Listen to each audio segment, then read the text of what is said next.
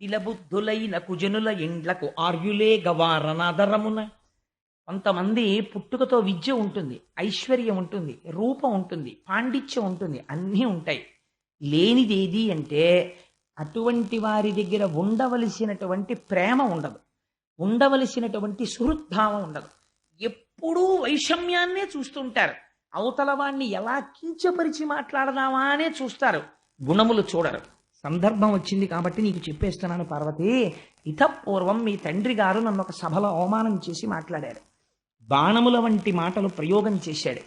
దానికి అంతటికీ కారణం ఏమిటి? నేను లేచి నిలబడలేదు అని ఆయన అనుకున్నాడు. కానీ అసలు జరిగిన యథార్థం నేను చెప్తాను, విను పార్వతి అన్నాడు. మీరు ఎప్పుడైనా పురాణంలో చూడండి, అసలు పార్వతీదేవికి చెప్పనిది శంకరుడు బయట చెప్పడు. పార్వతీదేవి అడుగుతుంది మనందరి తరపున, పార్వత్యువాచ అని పార్వతీదేవి అడుగుతుంది. అప్పుడు శంకరుడు దానికి జవాబు చెప్తాడు, శ్రీరామ రామ రామే తిరమే రామే మనోరమే. అది కూడా అలాగే వచ్చింది శివుడు చెప్తేనే. జ్ఞానం అంతా శివుడి వైపు నుంచే వస్తుంది లోకంలోకి. అందుకని ఇప్పుడు నీకొక నిజం చెప్పేస్తున్నాను. మీ తండ్రి గారు అలా మాట్లాడారు, దానికి అంతటికీ కారణం నేను నమస్కరించలేదని. ఒక యథార్థం చెప్తున్నాను చూడు. దేహభ్రాంతి కలిగినటువంటి వాడు తను వస్తున్నప్పుడు తన శరీరమునకు నమస్కారం చెయ్యాలని కోరుకుంటాడు. కానీ ఆత్మస్థితిగతుడైనటువంటి వాడు అంతటా నిండి నిబిడీకృతమైనటువంటి వాసుదేవుడే లోపల నడిచొస్తున్నాడు అనుకుని ఆ బ్రహ్మమునందు రమిస్తున్నవాడు ఆ వాసుదేవ దర్శనం చేసుకుని అలాగే ఉండి ఆ వాసుదేవుడికే తన మనస్సులో నమస్కారం చేస్తాడు. నేను అలా చేశాను మీ నాన్నగారికి. కానీ వారు దేహబుద్ధి ఎందున్నారు, తన శరీరానికి లేచి నిలబడి నమస్కారం చేయలేదు అనుకుంటున్నారు. కాబట్టి వారికి నా స్థాయి తెలియలేదు. కాబట్టి వారు ఎప్పటికీ కూడా నా యందు అనుకూల్యముతో ఉండరు. కాబట్టి ఇప్పుడు మనం విడితే ఏమవుతుంది? కుటిల బుద్ధులైన కుజనుల ఇండ్లకు ఆర్యులే గవారనాదరమున. ఎలాగో అలా అవమానించాలి. అందుకని ఏం చేస్తారు? బొమలు ముడులు వేయించి తలుపు తీసి అసలు పలకరించరు, అసలు మాట్లాడరు. అంతకన్నా అవమానం ఏముంటుంది? ఒక బంధువుల ఇంటికి మీరు వెడతారు, ఎంతో సంతోషంగా వెడితే అసలు మిమ్మల్ని పలకరించరు, మీతో మాట్లాడరు, ఊళ్ళో వాళ్ళని కూర్చోబెట్టి వాళ్ళతో మాట్లాడుతుంటారు. ఇప్పుడు మీ మనస్సు ఎలా ఉంటుంది? చిన్నబుచ్చుకుంటుంది. ఎట్లా అంత దూరం నుంచి వచ్చాం, కనీసం అయ్యో ఎప్పుడు బయలుదేరావు, ఎప్పుడు వచ్చావు, కాఫీ తాగేవా అని కూడా అడగలేదు. ఆఖరికి అరగంటో గంటో చూసి చూసి చూసి చూసి మీరే బాగుండదని మీరేదో మాట పలకరిస్తారు, విననట్టుగా. అంతే, అవును అలాగే అలాగే అని వదిన అని మళ్ళీ ఇటువైపుకి తిరిగి ఎవరో ఊళ్ళో వాళ్ళతో మాట్లాడుతుంటారు. అప్పుడు మీ మనస్సు ఎలా ఉంటుంది? చాలా బాధగా ఉంటుంది. ఇవి శివుడు చెప్పాడండి, నా సొంతంగా చెప్పట్లేదు. ఆర్యులేగ వారనాదరమున. కోటేశ్వరరావు అబద్ధాలు చెప్పారంటే మీరు భాగవతం వెళ్ళి చూడండి కావాలంటే. లోకాన్ని వడగట్టి మాట్లాడిందండి భాగవతం. కొమలుముడులు వైచి ఇలా ముందు చూడగానే తలుపు తీయగానే సంతోషంగా రండి అనరు, ఇలా చూస్తారు. ఇలా చూసి భురిరోషాక్షులై అంటారు. భురిరోషాక్షులై కోపంతో ఇలా చూస్తారు. అక్కడికే సగం చచ్చిపోతాం. అప్పుడు ఏమవుతుందో తెలుసా పార్వతి? పైగా అదియుగా అకసుదితి ఇదియు వినుము. ఇంకా జరిగేది ఏమిటో నేను చెప్తాను విను.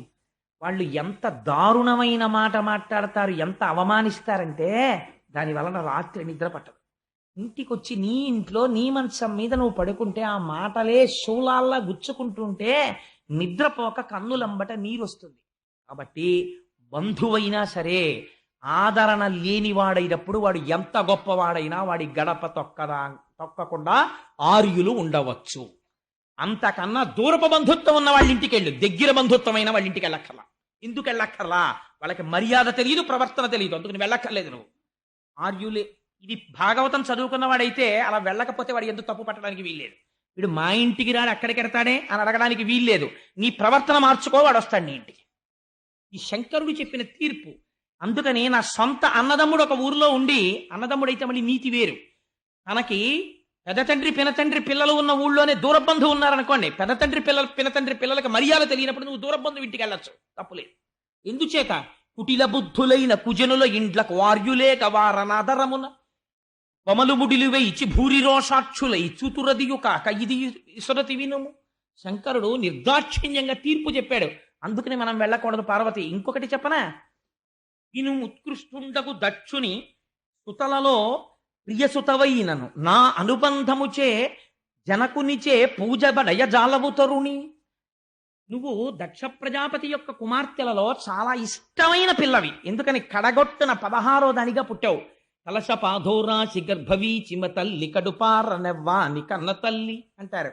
తల్లికిట ఆఖరణ పుట్టిన పిల్లలంటే చాలా సంతోషంగా ఉంటుంది, తండ్రికి పైన పుట్టిన వాడంటే ఇష్టం ఉంటుంది, రామాయణంలో చెప్తారు. అందుకని ఆఖరణ పుట్టినటువంటి దానివి కాబట్టి సహజంగా మీ తల్లికి మీ తండ్రి గారికి కూడా నువ్వంటే ఇష్టమే. కానీ నేను చెప్తున్నాను చూడు, నీ యందు ప్రీతి ఉండవచ్చు, కానీ ఇవాళ నువ్వు దక్షుడి కూతురిగా ఆయన చూడడం, నిన్ను అవమానిస్తే నన్ను అవమానించినట్లే అని నా అనుబంధముచే నువ్వు నాకు భార్యవైన కారణం చేత జనకునిచే పూజ బడయజాలవు తరుణి, నీ తండ్రి గారు నిన్ను పూజించాడు. ఆ తర్వాత నువ్వు చాలా బాధపడిపోతావు, మరణ సదృశమైన వేదన పొందుతావు అలాంటి వాళ్ళు ఇళ్ళకెడితే. కాబట్టి వెళ్ళకు, తప్పు లేదని చెప్పాడు. ఆవిడంది, కానీ నాకు వెళ్ళాలని అనిపిస్తోంది అంది. నువ్వు వెళ్ళి రావచ్చు, నువ్వు వెళ్ళవచ్చు అన్నాడు. ఆయన త్రికాలజ్ఞుడు, ఆయనకి తెలియదండి. అనేసరికి తల్లి గబగబా పక్కన పరమశివుడు రావట్లేదు అన్న బాధతోటే బయలుదేరింది. అబ్బో ఏమి వర్ణన చేస్తారో, ఆ కాళ్లకున్నటువంటి గజ్జలు మోగుతుండగా పట్టుపుట్టం కట్టుకుని అమ్మవారు బయలుదేరితే వెంటనే శివుడు సైగ చేశాడు. ప్రమథగణాలందరూ అమ్మవారు ఆడుకుంటూ వెళ్ళడానికి పూలబంతులు, మధ్యలో చూసుకోవడానికి అద్దాలు, పెట్లతో బంగారు ఆభరణాలు, చీనాంబరాలు అన్నీ పట్టుకుని అమ్మవారి వెనకాతల ఎందుకైనా మంచిదని రక్షణగా మణిభద్రుడితో కలిసి ప్రమథగణాలు బయలుదేరాయి. అందరూ కలిసి పుట్టింటికి వచ్చారు. వచ్చేటప్పటికి దక్ష ప్రజాపతి ఎదురుగుండా కూర్చున్నాడు. దక్ష ప్రజాపతి పరివారం అంతా కూర్చున్నారు. ఆ యాగం దేనికోసం చేస్తున్నాడు? శివుణ్ణి అవమానించడానికే చేస్తున్నాడు. వృషభవాహనం దిగి పార్వతీదేవి ఇంట్లోకి వస్తోంది. ఏ తల్లి అనుగ్రహం ఉంటే పసుపు కుంకాలు నిలబడతాయో, ఏ తల్లి అనుగ్రహం ఉంటే ఐశ్వర్యం వస్తుందో, అటువంటి తల్లి నడిచి వస్తోంది తన కూతురై దాక్షాయణి అని పేరు పెట్టుకుని. లేవలేదు, పలకరించలేదు. పలకరించకపోతే పోతనగారు అంటారు, ఆ తల్లి ఇంత కష్టపడి వెడితే చనుదించిన యమ్మగువను జననియు సోదరులు తప్ప సభలోని వారెవ్వరు దక్షుని భయము వలన అనయము పలుకరింపరైరి మహాత్మా. కనీసం ఆ దక్ష ప్రజాపతి యొక్క భార్య, అక్క చెల్లెళ్ళు తప్ప, అన్నదమ్ములు తప్ప దక్షుడు ఏమ్మా వచ్చావా అని కూడా అనలేదు. ఇంత ప్రేమగా చూసే తండ్రి అమ్మ నువ్వు వచ్చావా అమ్మ రా అని అనలేదు. ఇది ఇక్కడ భర్తని నిందించాడు. తను వచ్చింది, అమ్మ వచ్చావా అని కూతురు మీద ప్రేమ చూపించలేదు. చాలా బాధపడింది. ఆ తల్లి వచ్చింది, పిన్నులు వచ్చారు, అన్నదమ్ములు వచ్చారు, పలకరించారు. సభామంటపంలోకి వెళ్ళింది, ఒక్కళ్ళు ఆవిడ్ని పలకరించలేదు. ఎందుకు పలకరించలేదు? దక్షుని భయము వలన.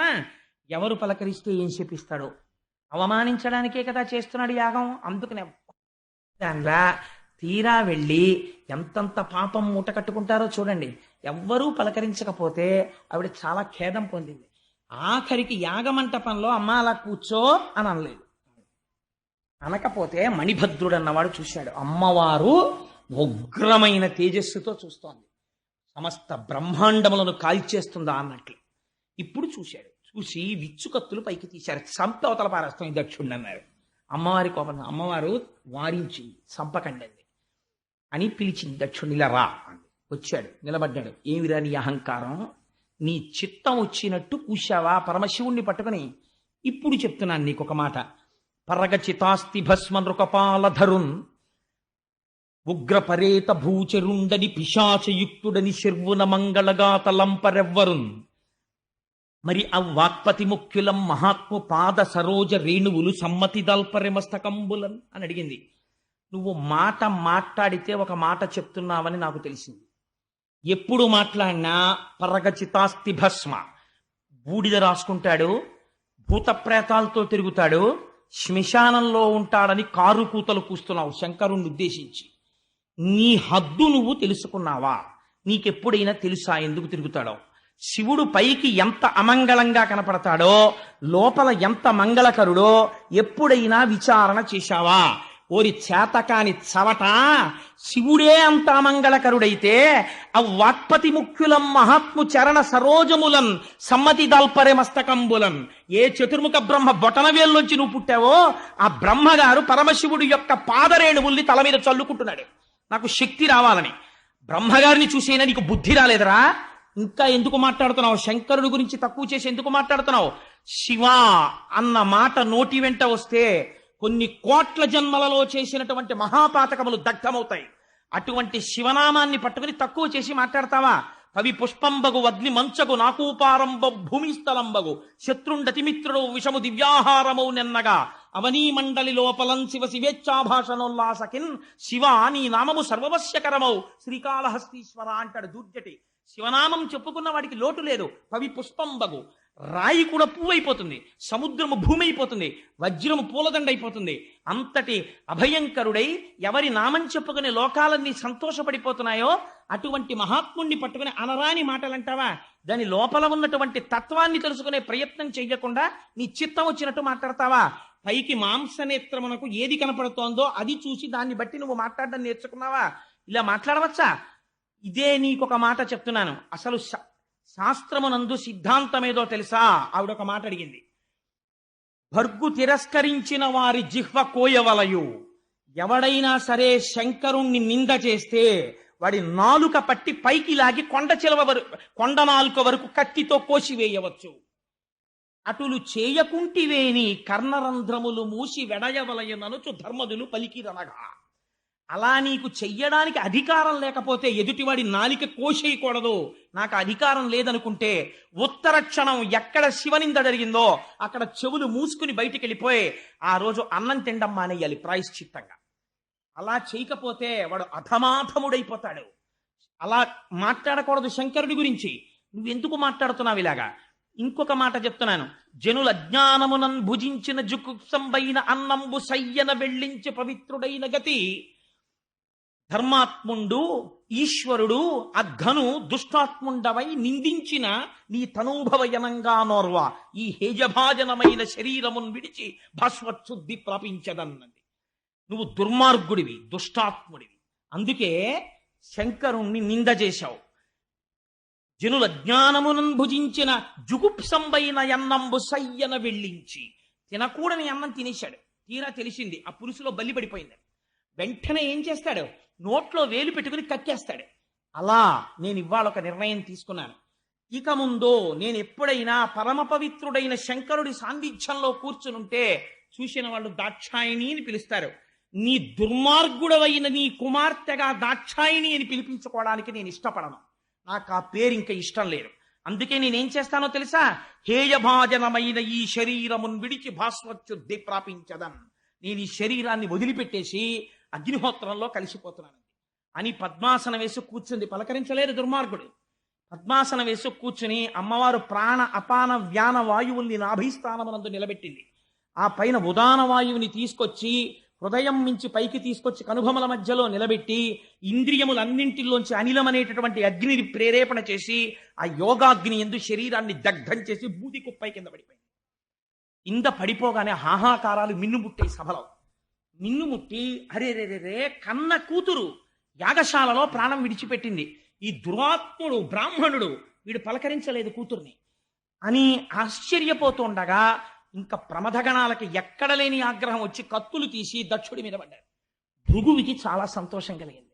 ఎంత కాలానికి రా ఒక మంచి మాట, శంకరుడి భార్య మరణించింది అన్న ఆనందంతో వెంటనే హోమం చేసి అందులోంచి రుభులనబడేటటువంటి దేవతల్ని సృష్టించి రుద్రగణాలని తరిమి కొట్టించాడు. చాలా మంది పడిపోయారు. చాలా మంది రక్తం కారుతూ కైలాసం వైపుకు పారిపోయారు. ఈ విషయాన్ని నారదుడు వెళ్ళి చెప్పాడు శంకరుడికి. ఆయన ప్రశాంతంగా ధ్యానమగ్నుడై కూర్చునున్నాడు. కూర్చున్నవాడి దగ్గరికి వెళ్ళి చెప్పాడు నారదుడు, అయ్యా నీ భార్య విడితే దక్షుడిలా ప్రవర్తించాడు. నీ భార్య శరీరం విడిచిపెట్టేసింది, యోగాగ్నిలో దగ్ధమైపోయిందని చెప్పాడు.